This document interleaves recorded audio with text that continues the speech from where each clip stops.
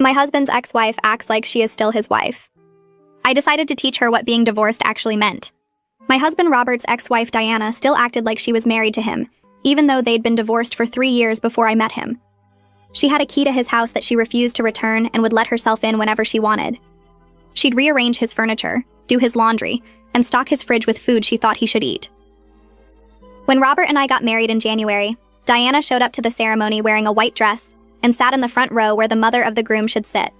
She told everyone she was there to support Robert during this difficult transition, and that she'd always be his first and real wife. She actually stood up during the ceremony when the officiant asked if anyone objected, and said she just wanted to remind Robert that their vows were forever, even if the law said otherwise. Robert told her to sit down and be quiet, but she spent the rest of the ceremony crying loudly and telling people around her about their wedding 15 years ago. At our reception, Diana gave a speech no one asked for about how she'd shaped Robert into the man he was today, and I should be grateful for all her hard work preparing him for me. She said she'd always be part of his life and hoped I understood that some bonds couldn't be broken by paperwork. She actually thanked me for taking care of her husband temporarily while she focused on herself. I was too shocked to respond, and Robert just looked embarrassed but didn't stop her from talking. The day after we got back from our honeymoon, Diana was in our kitchen making breakfast.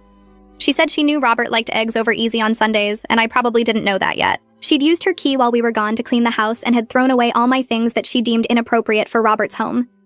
She said Robert had specific standards that she'd maintained for 15 years, and she'd help me learn them. When I told her to leave immediately and give me her key, she laughed and said Robert had given her that key, and only he could ask for it back. Robert came downstairs, and instead of demanding the key, he just asked Diana to call before coming over next time. She said she'd been coming over for 3 years without calling and didn't see why that should change just because I lived there now. Robert actually told me that Diana meant well and was just having trouble adjusting to the changes. Diana started showing up every morning to make Robert lunch for work because she said he'd never eaten properly without her guidance. She'd walk into our bedroom while we were still in bed to ask what he wanted for dinner. She told everyone in the neighborhood that she was training me to take care of Robert properly since being his wife was a full-time job that required experience. She even called herself to our mail as Diana Wheeler Roberts even though she'd legally gone back to her maiden name Jameson after the divorce.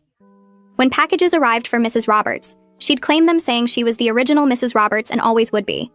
She joined our gym and scheduled her workouts for the same time as Roberts, saying they'd been workout partners for years and divorce didn't change that. She'd follow us to restaurants and get a table nearby to supervise our dates. She told the servers that she was Robert's life partner, and I was just the current legal wife. She'd send food to our table that she'd ordered because she knew what Robert really wanted better than he did. The breaking point came when Diana threw herself a 15th anniversary party for her and Robert's defunct marriage. She sent invitations to all their old friends saying she was celebrating their enduring bond that transcended legal status. She'd rented a venue and hired a band and expected Robert to attend as her date.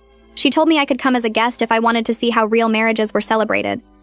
That's when I decided Diana needed to learn what being divorced actually meant. I started by changing all the locks on our house and installing a security system that would alert police if she tried to enter.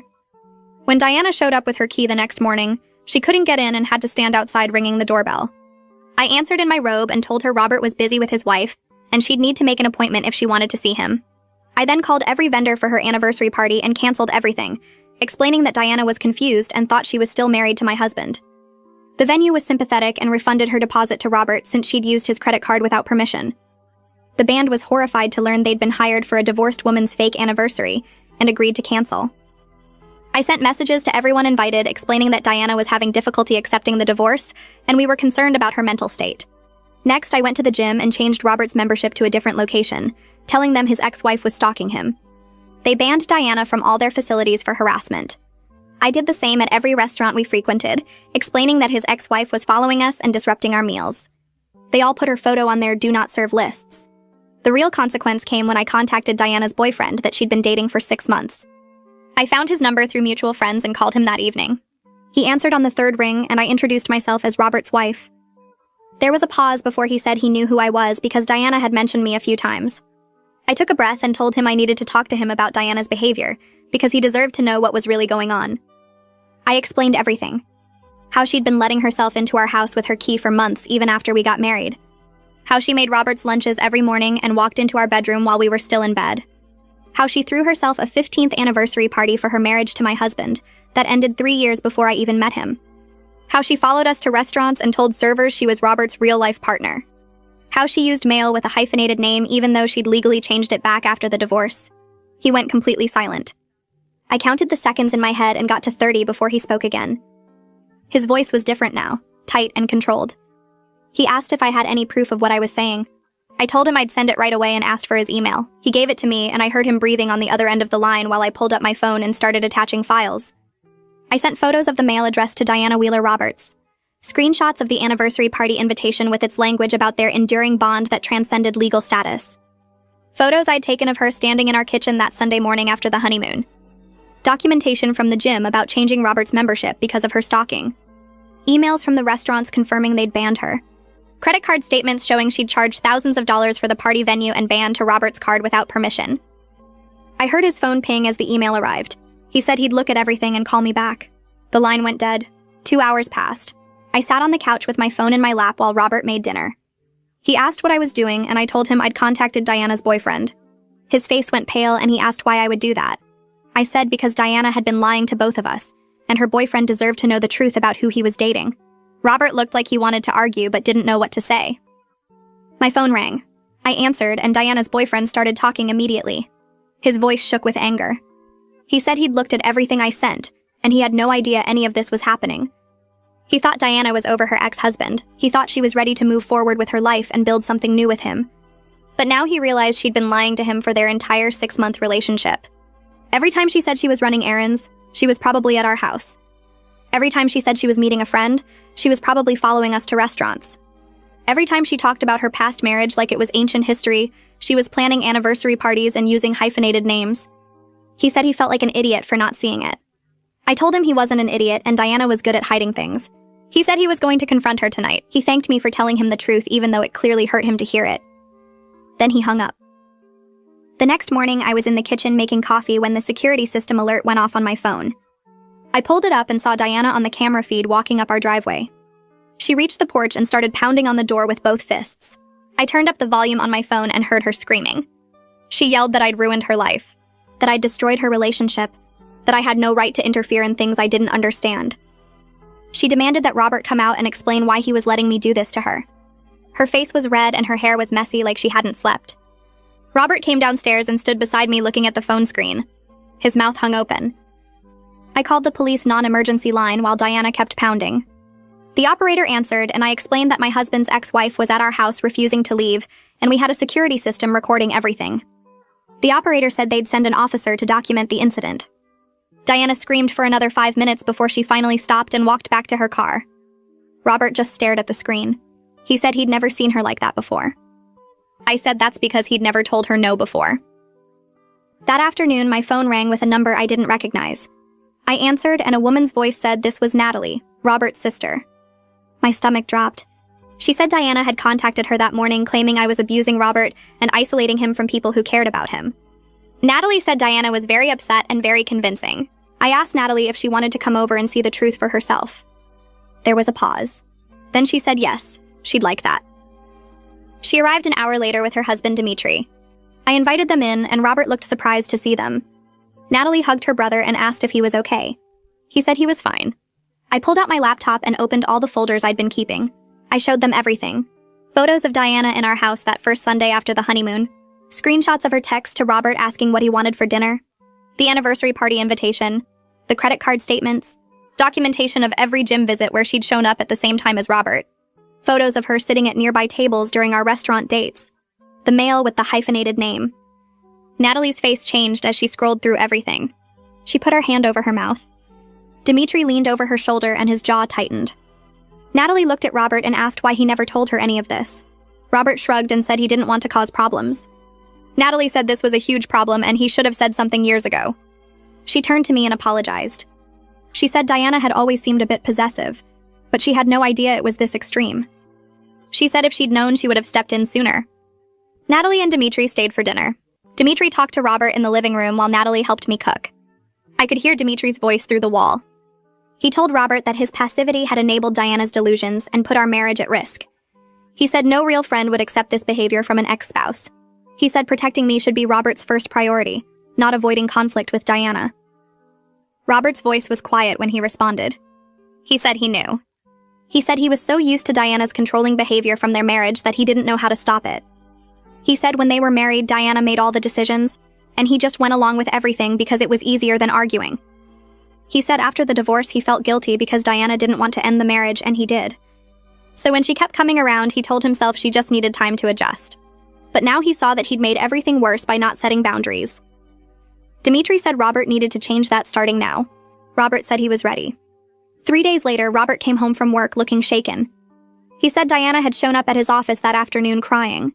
She'd gone to his coworkers and told them I'd turned him against her and stolen her life partner. She said I was controlling and manipulative and they needed to help Robert see what was happening. His boss had called him in to discuss the situation. Robert said his boss was concerned about the disruption and asked what was going on. Robert finally stood up for himself. He explained that Diana was his ex-wife who wouldn't accept the divorce. He said she'd been harassing us for months and we were taking legal action. His boss was sympathetic. He said he'd had no idea Robert was dealing with this. He called security and had them escort Diana out of the building. He told security that Diana was not welcome on the property, and if she came back, they should call the police. Robert said it felt good to finally say it out loud to someone besides me. I scheduled a meeting with Jeffrey Lawson the next week. He was an attorney who specialized in harassment and restraining orders. I brought 3 folders full of documentation. Photos, screenshots, credit card statements, police reports from the morning Diana showed up screaming, statements from the gym and restaurants, everything. Jeffrey spread it all out on his desk and went through each piece carefully. He asked questions about the timeline and took notes. After an hour, he sat back and said we had an extremely strong case for a restraining order. He said the trespassing alone was enough, but combined with the stalking, credit card fraud, and continued harassment after being told to stop, a judge would definitely grant the order. He explained the process would take a few weeks. We'd file the petition, Diana would be served with a temporary order and court date. Then we'd have a hearing where both sides could present evidence. He said I should keep documenting every contact attempt Diana made between now and the hearing. Every call, every text, every time she showed up somewhere we were. He said the more evidence we had of ongoing harassment, the stronger our case would be. 2 days after our meeting with Jeffrey, Robert's phone rang with Diana's boyfriend's number. Robert answered on speaker. The boyfriend said he wanted to apologize for not seeing what was happening sooner. He said he'd ended things with Diana completely. Robert asked what happened when he confronted her. The boyfriend said Diana had a complete breakdown. She insisted that her marriage to Robert was her real relationship and always would be. She said the boyfriend was just someone to pass time with until Robert came to his senses and realized they belonged together. She said their divorce was just a temporary setback, and eventually Robert would understand that their bond was forever. The boyfriend said he felt used and manipulated. He said he'd wasted 6 months of his life on someone who was never really present in their relationship. He said he understood now why we had to take such drastic action, and he didn't blame us. Robert thanked him, and they hung up.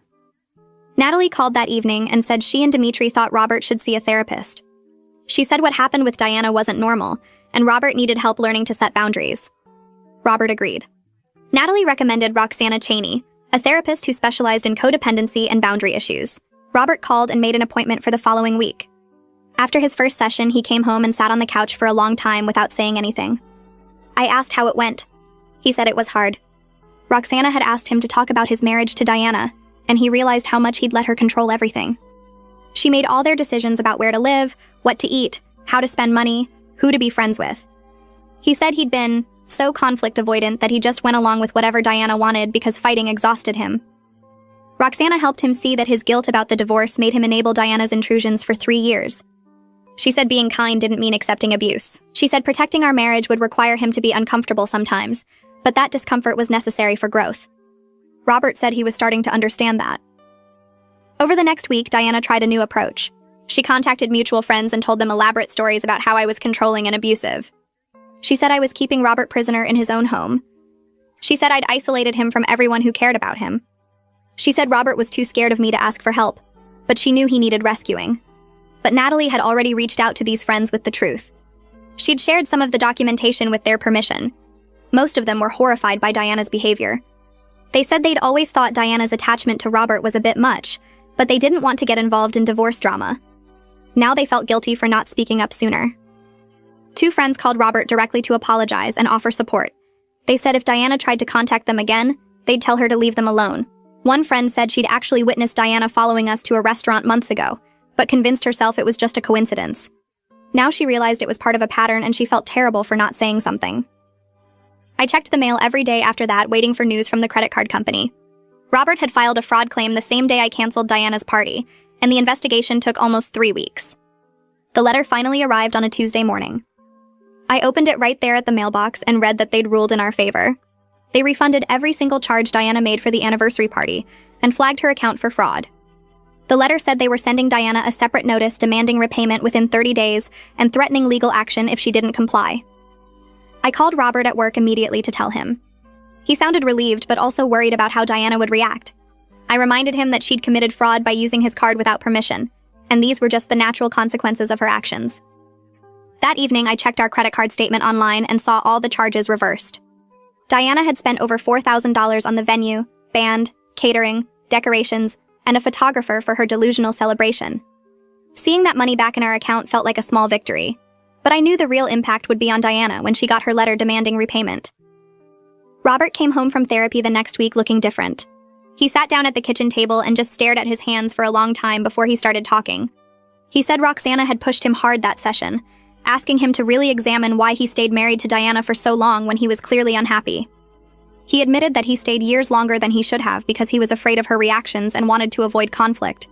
He said Diana would cry and threaten to hurt herself whenever he tried to set boundaries, and he always backed down because dealing with her emotions felt impossible. Roxana helped him see that this same pattern continued after the divorce.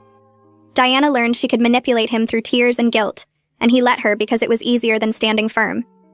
He looked at me with tears in his eyes and apologized properly for the first time. He said his passivity put me in an impossible situation, and he was sorry for not protecting our marriage from the beginning. He said he understood now that being uncomfortable was necessary, and he was committed to doing better. I reached across the table and held his hand. I told him I appreciated the apology and I was proud of him for doing this work. We sat there together for a while, not saying anything, just being present with each other in a way that felt new and solid. The 10-page letter from Diana arrived 4 days later. I found it in the mailbox when I got home from work, addressed to both of us in Diana's handwriting. I opened it standing right there in the driveway because I knew Robert would want to see it too. The letter was completely unhinged. It alternated between begging Robert to remember their love and threatening to make our lives miserable if we didn't let her back in. She wrote paragraphs about their wedding day and their first apartment and trips they took together. Then she'd switched to saying I was a temporary obstacle, and our marriage was just a karmic lesson Robert needed to learn before returning to her. She actually used the phrase twin flames and said their souls were connected across lifetimes. She said she'd been patient while Robert explored this phase with me, but her patience was running out. She wrote that she knew Robert still loved her because you can't just stop loving your soulmate. The last page was almost scary. She said if we continued to shut her out, she'd make sure we regretted it. She said she had ways of making our lives difficult that we couldn't even imagine. She said Robert belonged to her and always would, no matter what any court or marriage certificate said. I took photos of every page with my phone and texted them to Jeffrey immediately. He called me back within an hour. He said the letter was perfect for our restraining order case because it showed Diana's complete inability to accept reality. He said the threats at the end were particularly helpful because they demonstrated she posed a genuine risk to our safety. He told me to keep the original letter in a safe place and not to respond to Diana in any way. Jeffrey helped us file for the restraining order 2 days later.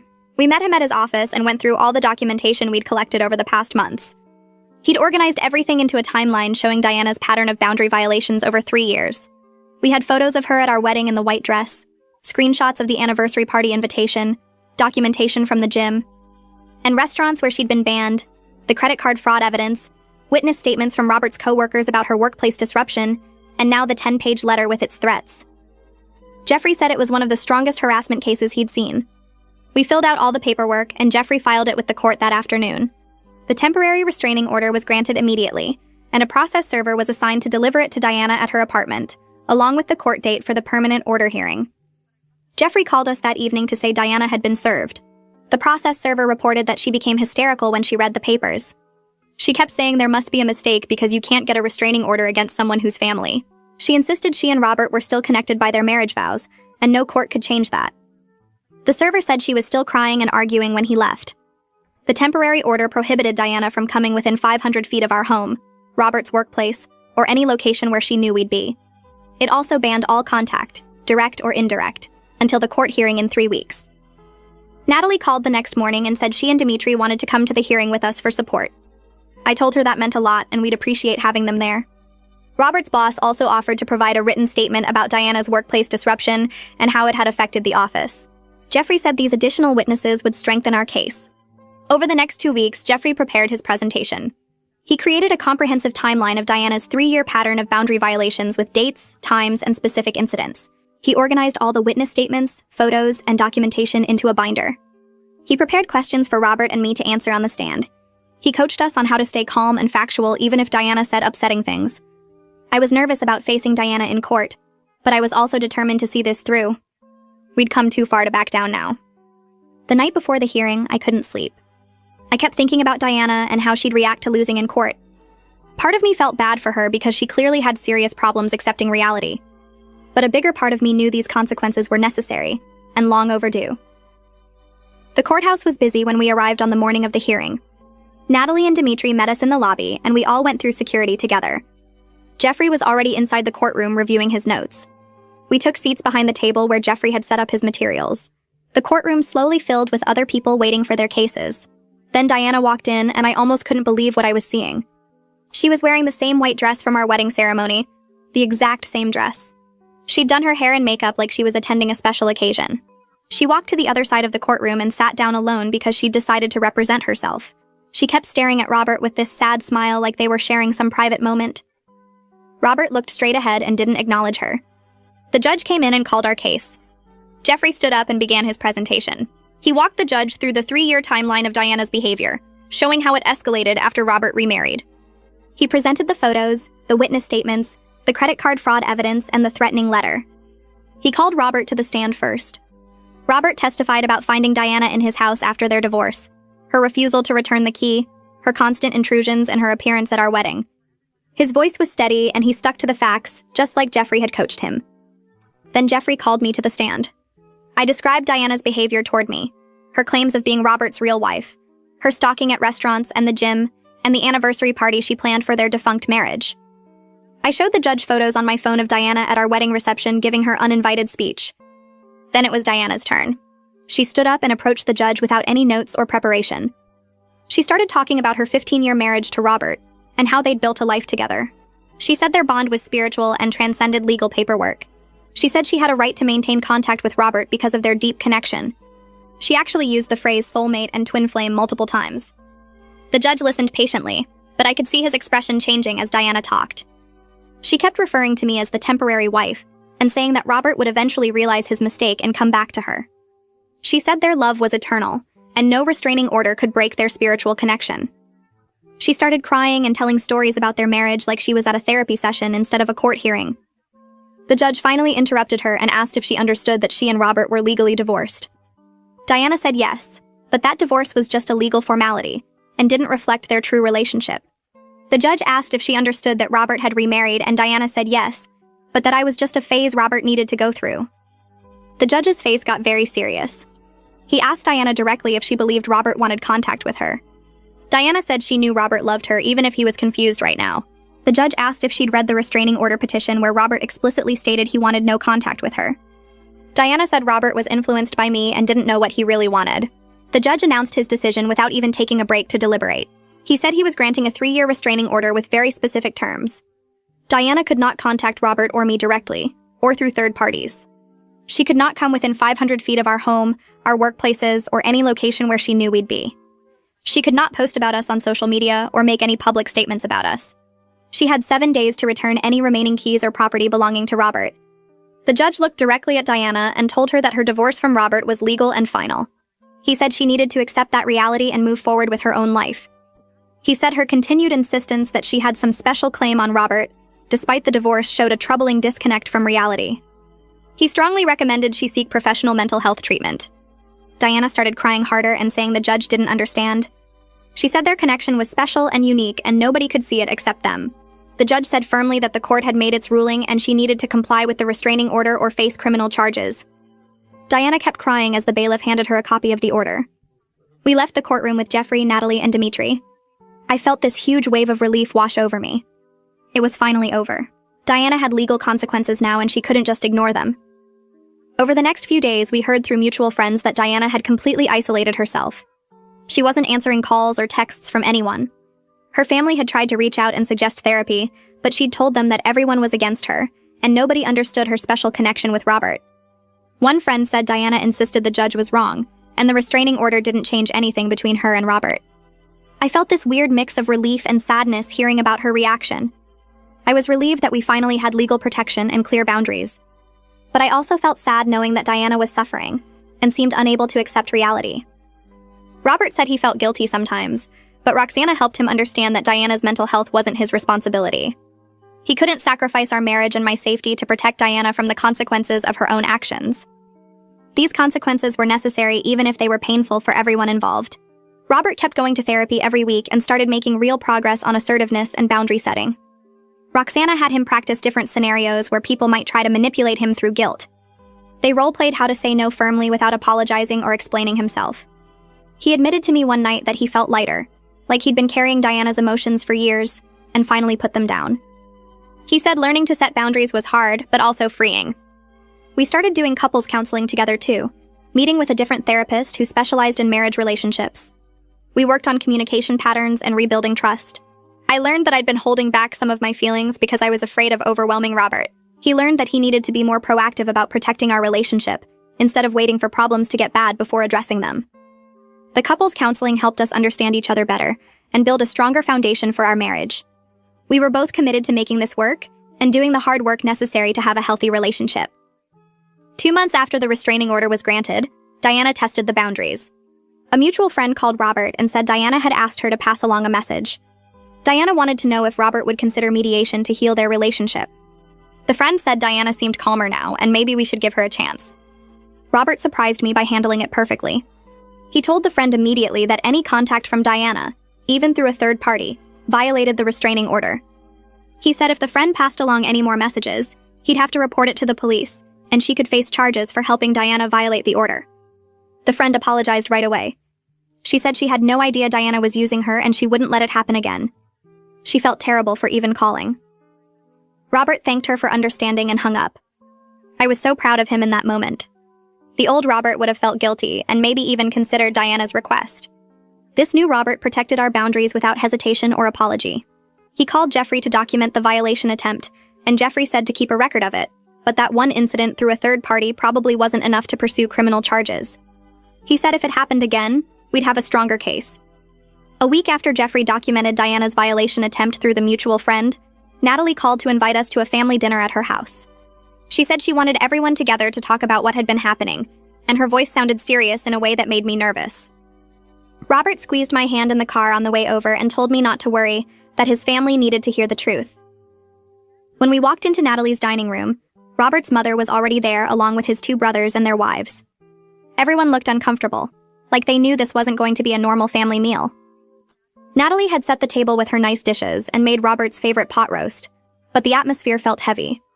We sat down and made small talk about work and weather for maybe 10 minutes before Natalie put down her fork and looked around the table. She said we all needed to acknowledge that Diana's behavior had been completely unacceptable for years, and that the family should have supported Robert's boundaries instead of staying neutral. Robert's mother dabbed at her eyes with her napkin and admitted she'd always thought Diana was too controlling during their marriage.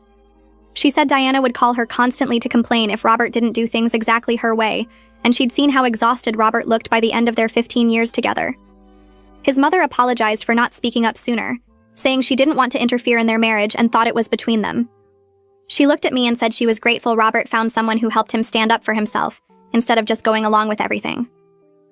Robert's older brother added that he'd noticed Diana still acting possessive at family events even after the divorce, but he figured it was Robert's problem to handle.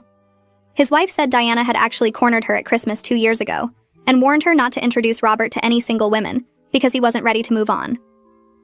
The whole table went quiet for a moment, and I realized how much Diana had manipulated everyone around Robert for years.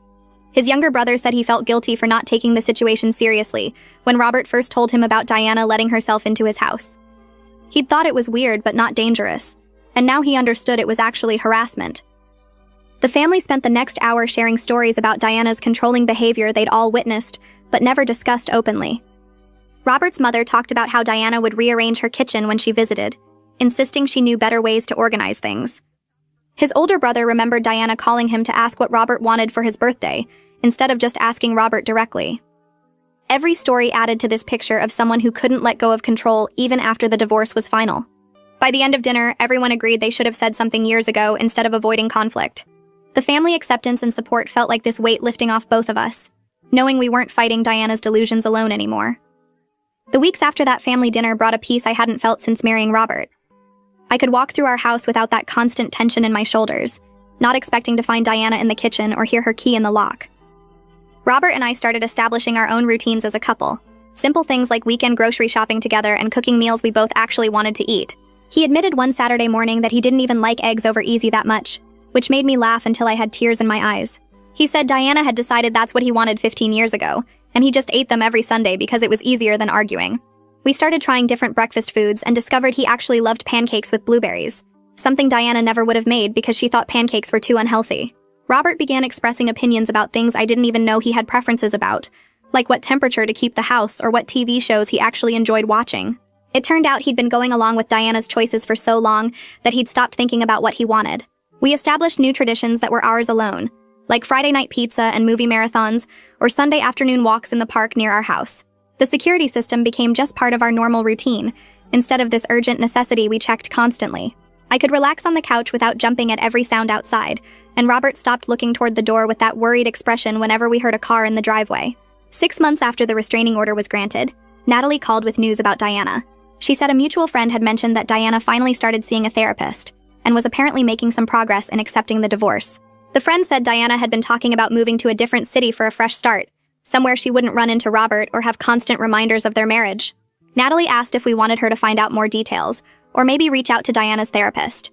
Robert and I talked about it that night and agreed that maintaining our boundaries was more important than Diana's recovery process. We didn't need updates on her therapy or confirmation that she was getting better. Robert said he hoped she found peace eventually, but it wasn't his responsibility to help her get there anymore.